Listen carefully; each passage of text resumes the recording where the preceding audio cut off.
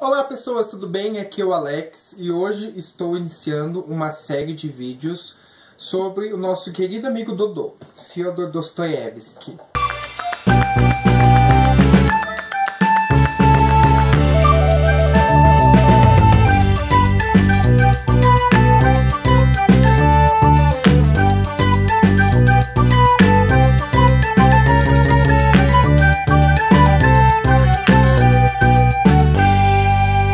Seguinte, vou explicar rapidamente o porquê estou fazendo esses vídeos.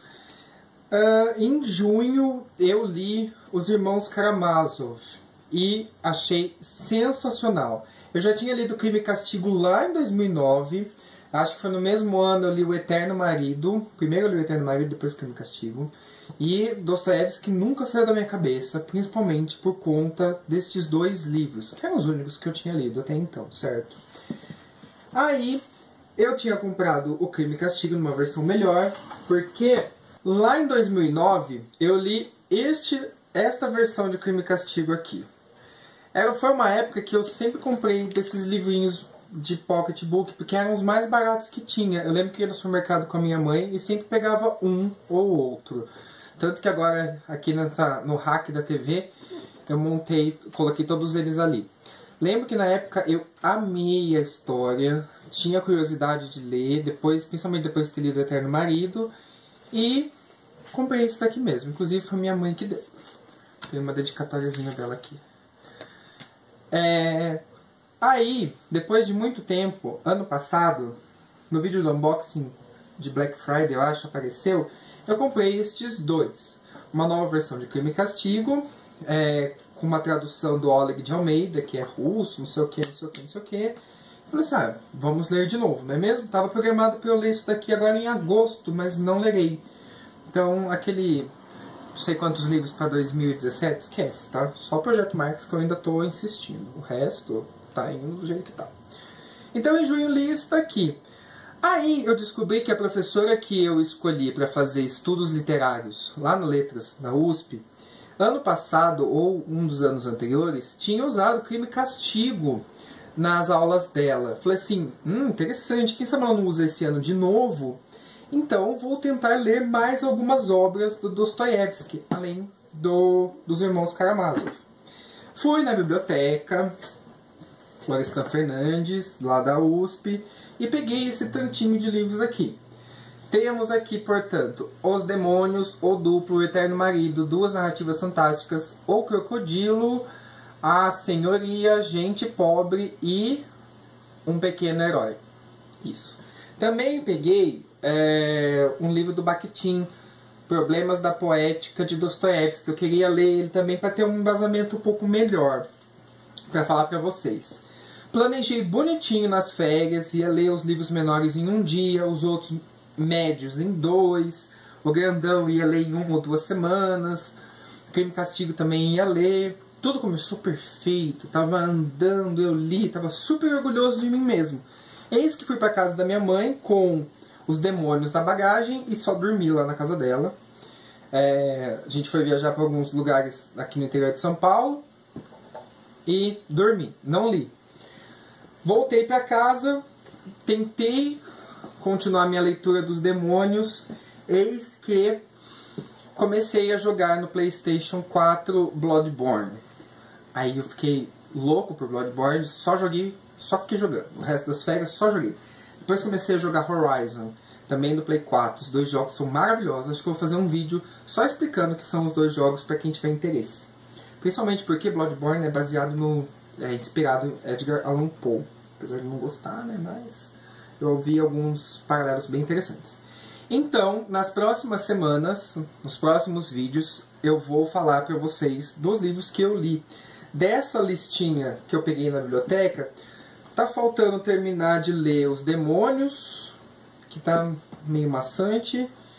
E eu não reli O Eterno Marido, que eu já tinha lido um tempo atrás. Nem O Duplo. Tô curioso para ler O Duplo, mas vai ficar para as próximas férias, talvez.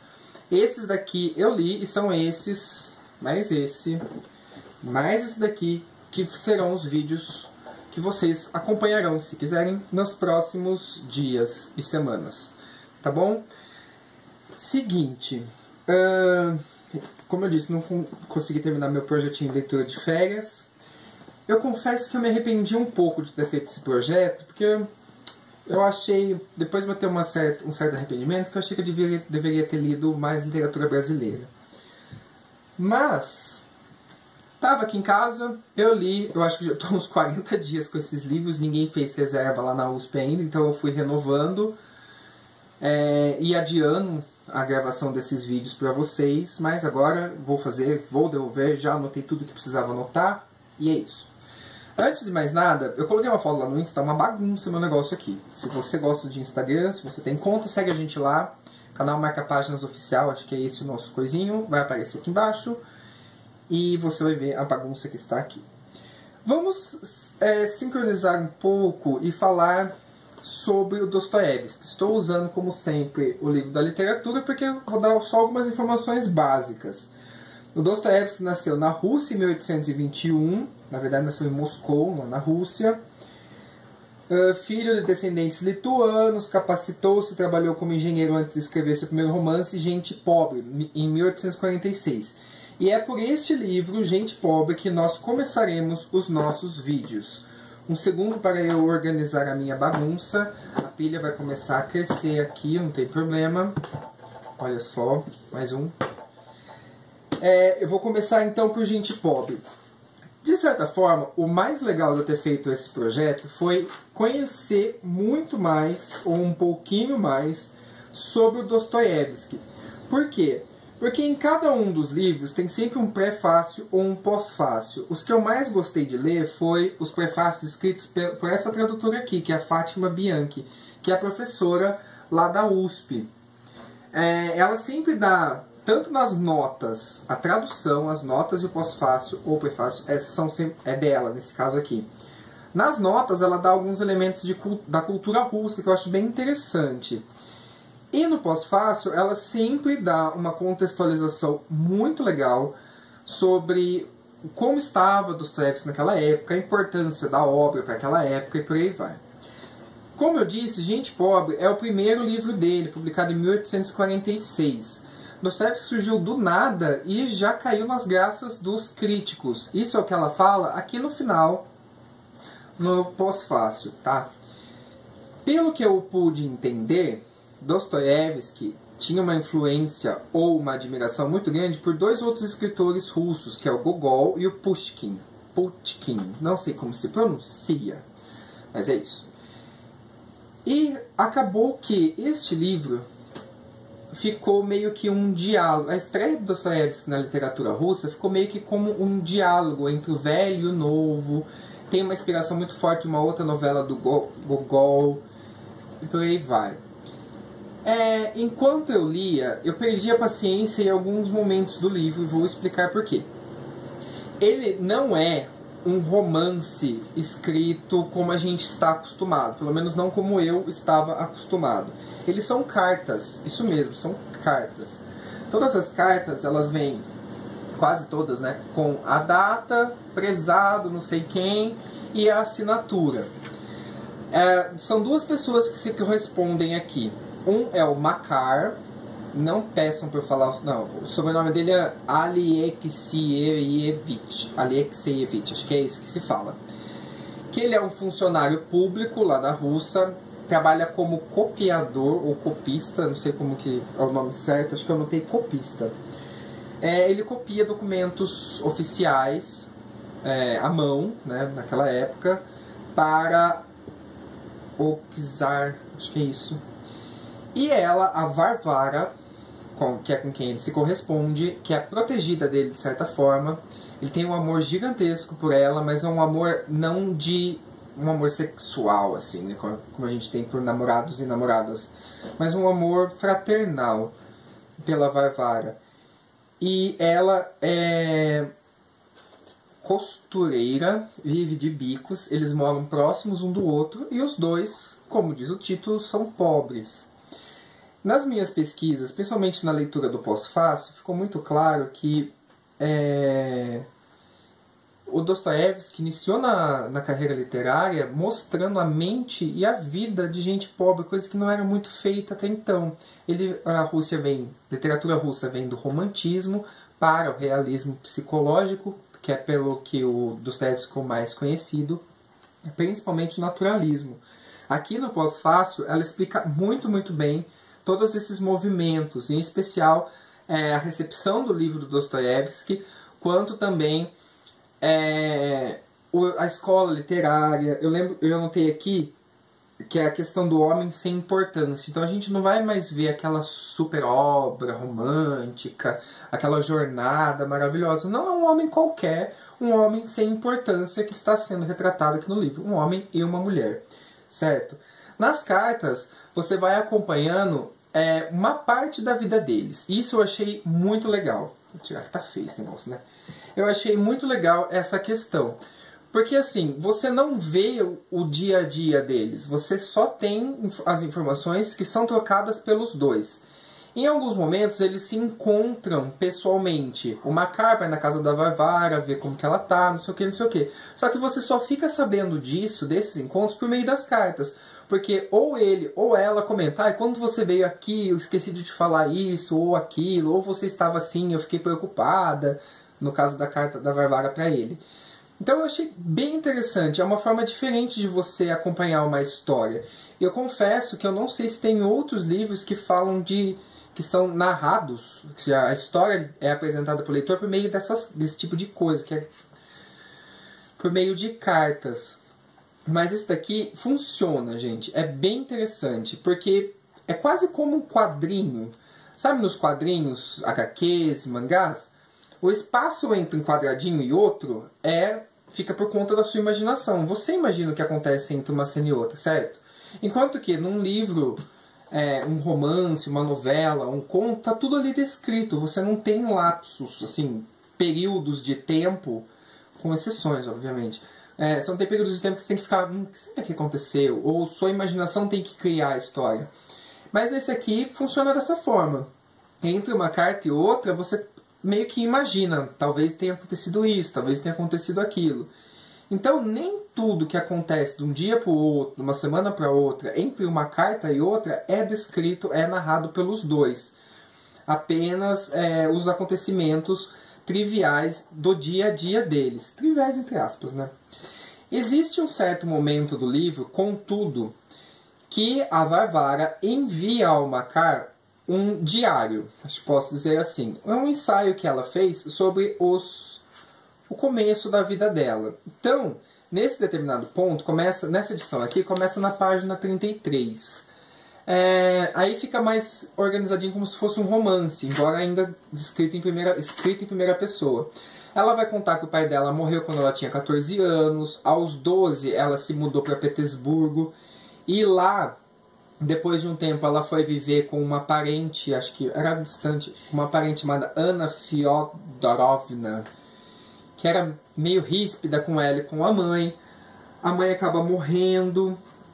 Isso daqui não são spoilers. Também, se for spoiler, o interessante é você ler e ver como eles são contados, tá? Então, meio que não existe spoiler na literatura, né? Porque o legal é você saber o que está acontecendo, você ver como é construída a história. Então ela vai, nesse curto período aqui do livro, ela vai contar como que foi a história dela, até ela conhecer um professor chamado Pokrovsky. Isso aí, Pokrovsky. Os nomes são muito complicados. Ela encontra ele, começa a se apaixonar por ele, e interrompe a história porque ela não terminou de escrever. Aí, a história que é contada por meio das cartas, que você vai pegando ao ler as cartas dos dois, você vai vendo o quão pobre os dois são. E qual é a condição da pobreza russa naquela época, em 1840, 1830. Lembrando que o livro foi publicado em 1846, janeiro de 46. A gente tem acesso, por exemplo, à condição de vida deles. O Makar morava num quartinho que era junto de uma cozinha de uma hospedaria. Então era uma coisa muito pequena e pobre. Ele só saía para trabalhar, voltava, escrevia cartas para a Varvara E a vida dele mais ou menos se resumia a isso. Até que em um determinado momento ele começa a se envolver com autores que moram ali naquela mesma hospedaria, com outras pessoas, e descreve para Varvara o que estava acontecendo ou não.